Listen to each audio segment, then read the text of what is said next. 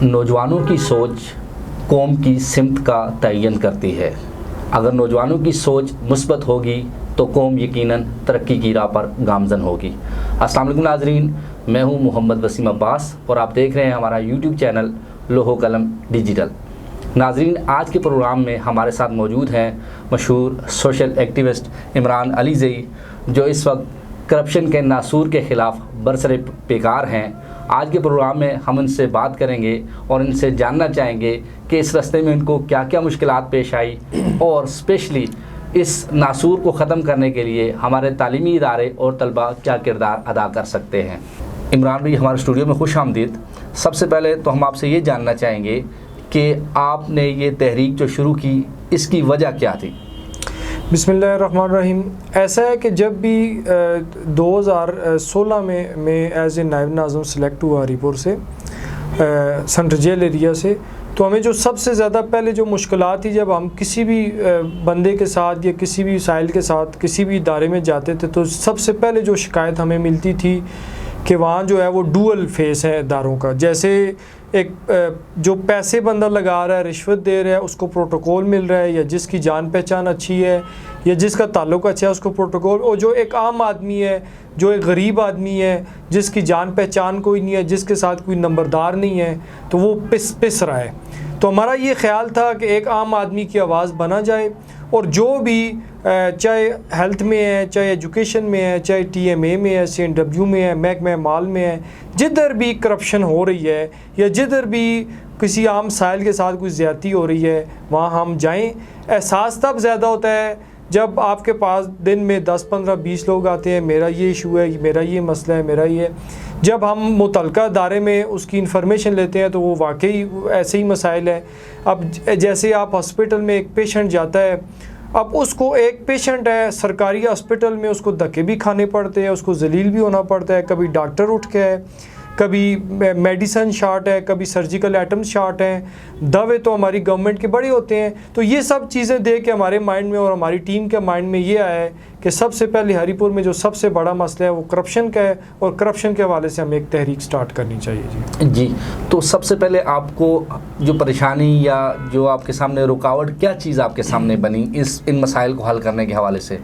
वसीम भाई, असल में मसला ये है कि जब भी हरीपुर में आप करप्शन के हवाले से कोई तहरीक चलाते हैं, तो उसमें जो करप्ट माफिया है, लैंड माफिया है, मंशियात फ़रोश हैं, और इसके जो ऊपर सरबराहान हैं या इनको जो जिनकी वो पुष्ट पनाही जो लोग उनके कर रहे हैं, उनका एक नेक्सस बन जाता है। जैसे एक मिसाल के तौर पर हमने तहसील में जो हमारा इशू बना था, उसमें जब हम रजिस्ट्रार से सवाल जवाब हुए, हमने रजिस्ट्रार के ख़िलाफ़ एक तहरीक स्टार्ट की, तो जो रजिस्ट्रार के साथ जो है वो पूरा एक नेक्सस बन गया पटवारियों का, और जो इनके जो तंजीमात है, सरकारी जो मुलाजमीन की तंजीमात है उनका, फिर कुछ पॉलिटिशियंस का, कुछ नाज़मीन का, कुछ सहाफ़ियों का, और इसी तरह तहरीक इंसाफ के मकामी लोगों का।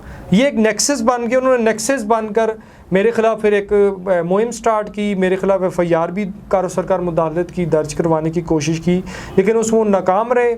और जब उसमें जो है वो इंक्वायरी DC ने मार्क की, इंक्वायरी मार्क करने के बाद जितने भी मुलाजमीन थे तहसील ऑफिस के, माँ सिवाय एक के, तमाम गिल्टी साबित हुए और तमाम को ज़िला बदर किया गया। तो इसमें ये होता है कि जब आप कोई भी तहरीक चलाते हैं, जो करप्ट माफिया है उनका एक नेक्सस बन जाता है और वो आपस में तामन करते हैं, और इसी के मुकाबले में जो हम तहरीकी लोग हैं या जो मतलब कि एक अच्छी सोच रखने वाले लोग हैं, उनका नेक्सस या उनका इत्तेहाद इतना मजबूत नहीं होता जितना करप्ट लोगों का होता है। ये सबसे बड़ा मसला करप्शन फ्री हरीपुर में हमें होता है। तो आप क्या समझते हैं कि इस नासूर को कैसे जड़ों से उखाड़ के फेंका जा सकता है? आपके जहन में कुछ राय, कुछ तजावीज़?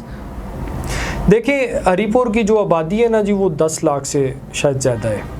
तो मेरा ये ख्याल है अगर 1% नौजवान भी अगर इत्तेहाद कर लेना, जैसे हमारी टीम है 30, 40, 50 लोगों की टीम है, कोई बहुत बड़ी टीम नहीं है, और ये मतलब 10 लाख की आबादी में बहुत छोटी सी टीम है, लेकिन चूँकि हमारा इरादा है, पुख्ता है, सब्र है, तहम्मुल के साथ और बुर्दबारी के साथ हम तहरीक चलाते हैं, काम करते हैं। यही जब हमारे साथ 40 के बजाय 400 या 4000 होगा ना, تو میں انشاءاللہ شورٹی سے کہتا ہوں کہ ہری پور کے کسی ادارے میں جو کرپشن ہوگی نا وہ نہ ہونے کے برابر رہ جائے گی. جیسے ہم نے تحصیلوں میں تحریک چلائی تو اس کے بعد جو کرپشن ہے وہ مائنر ہو گئی ہے, بہت کم ہو گئی ہے, لیکن ابھی بھی ہے. تو میرا یہ خیال ہے کہ جب تک ہماری ٹیم مضبوط نہیں ہوگی, ہمارے ساتھ نوجوان نہیں آئیں گے, تب تک ہم اتنے مضبوط نہیں ہوں گے کہ ہم ان مافیاز کا مقابلہ کر سکیں. یہ پورا مافیاز ہے, یہ کوئی گروپنگ نہیں ہے, یہ پورا ہر ادارے کا مافیا انہوں نے گروپنگ کی ہوئی ہے. اور جب ان کا کوئی مسئلے ہوتے ہیں تو یہ سب ایک نیکسس بنا کے ایک جگہ ہو کے پھر ہمیں ٹف ٹائم دیتے ہیں. تو میرا یہ خیال ہے کہ اگر نوجوان اور جو پڑھے لکھے سلجھے لوگ ہیں جو کرپشن کے حوالے سے اس ناسور کے خلاف تحریک میں حصہ ڈالنا چاہتے ہیں وہ ہمارے ساتھ آئیں. میں کہتا ہوں اگر سینکڑوں لوگ بھی, ہم لاکھوں کے مقابلے میں سینکڑوں لوگ بھی ہوں گے تو انشاءاللہ ہم کامیاب ہوں گے. جی عمران بھی کیا سمجھتے ہیں تعلیمی ادارے اور طلباء اس تحریک کو کس حد تک آگے بڑھا سکتے ہیں اور کس حد تک کامیابی کی امید ہے کہ اگر تعلیمی ادارے اور طلباء آپ کا ساتھ دیں اس مشن میں؟ دیکھیں, معاشرے کا جو سب سے باشعور اور سمجھدار طبقہ ہے نا جی, وہ طلباء ہیں. آپ ایک بنگلہ دیش کی مثال دیں کہ بنگلہ دیش میں عام طلباء نے ایک تحریک چلائی اور انہوں نے فوج کو بھی گھٹنے ٹیکنے پہ مجبور کر دیا اور اپنے جو پوری ان کی جو گورنمنٹ ہے وہ بھاگ گئی. جو سب سے باشعور طبقہ ہے وہ یونیورسٹی اور کالجز کے طلباء ہیں.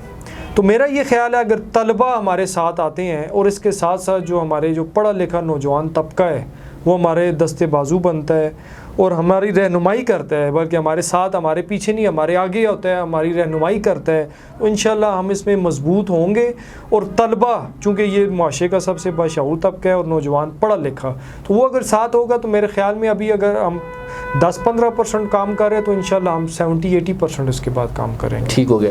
تو اب تک آپ کیا سمجھتے ہیں کہ آپ کو کس حد تک کامیابی ملی ہے آپ کے اس مشن میں, اور کس حد تک اداروں میں کرپشن کا جو معاملہ ہے وہ کچھ کم ہوا ہے؟ ختم تو یقیناً آپ نہیں کہہ سکتے کہ ہوا ہے, کس حد تک کم ہوا ہے؟ لوگوں میں اویئرنیس کس حد تک آئی ہے؟ لوگوں نے رشوت دینے والا معاملہ چھوڑ دیا یا لوگوں نے رشوت لینے والا معاملہ, دونوں حوالوں سے جو ہے نا کس حد تک کامیابی آئی؟ اصل میں ایشو یہ ہے کہ ہمارے جو سیاسی رہنما ہیں ہری پور کے یا کہیں کسی بھی علاقے کے, اس میں تو چونکہ ہری پور کا ہوں کہ ہری پور کو ٹارگٹ کروں گا, ان کے جو چیف سپورٹرز ہیں جس بھی ادارے میں لگے ہوئے ہیں, ایچ او ڈیز سارے ان کے کنٹرول میں ہیں. جتنے ادھر ان کے چیف سپورٹر ہیں انہوں نے مطلب اچھی جگہوں پہ بٹھایا ہوا ہے, فیصلہ سازی میں بٹھایا ہوا ہے, اور وہی لوگ کلیکشن بیسیکلی وہی کرتے ہیں. ایجوکیشن میں آپ دیکھیں ان کے 2-3-4 بندے بیٹھے ہوئے ہیں, ٹی ایم اے میں بیٹھے ہوئے ہیں, CNW میں بیٹھے ہوئے ہیں, محکمہ مال میں بیٹھے ہوئے ہیں, ہیلتھ میں بیٹھے ہوئے ہیں. اب میرا یہ خیال ہے کہ جس دن ہمارے مقامی MPA ٹھیک ہو جائے گا اور وہ اپنی ٹیم کو کہیں گا کسی ادارے میں کرپشن نہ ہو, تو میرا خیال ہے کرپشن نہ ہونے کے برابر رہ جائیں.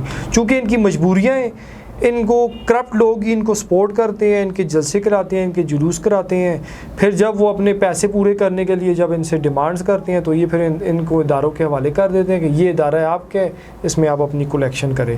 تو میرا یہ خیال ہے کہ جب تک اداروں کے اندر بھی شعور نہیں آئے گا, ادارے یہ سمجھیں گے کہ یار ایک آفیسر ہے وہ بدنام ہو رہا ہے لیکن پیچھے کرپشن جو ہے کلیکشن جا کے کسی سیاستدان کو جا رہی ہے, اس کے کسی سیکٹری کو جا رہی ہے. تو میرا یہ خیال ہے کہ جب تک سیاستدان خود اس گنگا میں ہاتھ دھوتے رہیں گے تب تک تو کرپشن کا معاملہ حل نہیں ہوگا. جی مین کے سیاستدان اس وقت ایک مین جو آپ کہہ لیں کہ کی فیکٹر ہے کرپشن کے حوالے سے.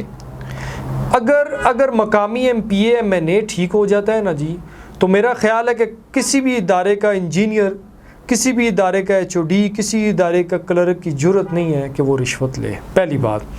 دوسری بات کہ جو ہمارے ڈپٹی کمشنر ہوتے ہیں یا جو بھی ACs حضرات ہوتے ہیں, اگر ان کا چیک اینڈ بیلنس اداروں میں اچھا ہو تو میرا نہیں خیال کہ کرپشن جو ہے وہ کرپشن کا ناسور زندہ رہے گا. لیکن اس کے ساتھ ایک اور مسئلہ ہے کہ جب کوئی DC, کوئی AC, کوئی اچھا HOD آتا ہے تو جب وہ کوئی اچھے کام کرتا ہے تو ان سیاسیوں کو تکلیف ہوتی ہے, پھر وہ جا کے اسمبلیوں میں ان کے خلاف تقریر بھی اور سیکٹری سے جا کے ان کی شکایتیں بھی کرتی ہیں. جیسے ایک مثال کے طور پر ہری پور میں ایک ریاض سواتی صاحب آئے تھے DO ایجوکیشن, جب انہوں نے اپنی مرضی کی انہوں نے جا کے اسمبلی میں شور شرابہ, تینوں MPAs نے کیا. اس وقت جو ہری پور کے تینوں MPAs نے, ان تینوں نے جا کے شور شرابہ, یہ ہماری بات سنتا ہی نہیں ہے, تو اس کو ٹرانسفر کر دیا گیا.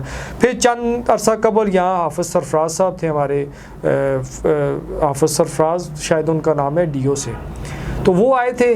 حافظ نواز صاحب آئے تھے تو ان کو مقامی ایم پی اے نے فون کیا کہ میرا یہ مسئلہ ہے، اس کو حل کرو. تو انہوں نے کہا بندے کو بھیج دیں، میں میرٹ پہ دیکھوں گا، اگر میرٹ پہ گیا تو میں اس کا حل کر دوں گا. 7 دن بعد ان کی ٹرانسفر ہو گئی. اور ہری پور وہ بدقسمت ضلع ہے جس میں 3 سال ڈی او ایجوکیشن اور ڈسٹرکٹ سرجن نہیں تھا. یہ 3 سال ڈسٹرکٹ سرجن اور ڈی او ایجوکیشن کے بغیر یہ چلتا رہے. تو یہ بیسیکلی تو ڈائریکٹلی یا انڈائریکٹلی جو ذمہ داری ہے وہ مقامی ایم پی اے یا صوبائی حکومت پہ ہی جاتی ہے. عمران بھائی یہ بتائیے گا کہ اب تک جو جدوجہد یا تحریک جو آپ نے چلائی ہے، اس میں آپ کو کن ہرڈلز کا اور کن مشکلات کا سامنا کرنا پڑا ہے؟ دیکھیں، جب آپ کوئی تحریک چلاتے ہیں یا جب بھی آپ کوئی مشن لے کر چلتے ہیں، اسپیشلی کرپشن کے حوالے سے، کیونکہ 90% ہمارے ادارے کرپٹ ہیں، ان کے افسران کرپٹ ہیں، ظاہر ہے پھر ان کو تکلیف ہوتی ہے. جیسے پچھلے دنوں ہمارے ایک رجسٹرار آفس میں چھاپا پڑا، 10,000 روپے وصول ہوا، گرفتاری ہوئی.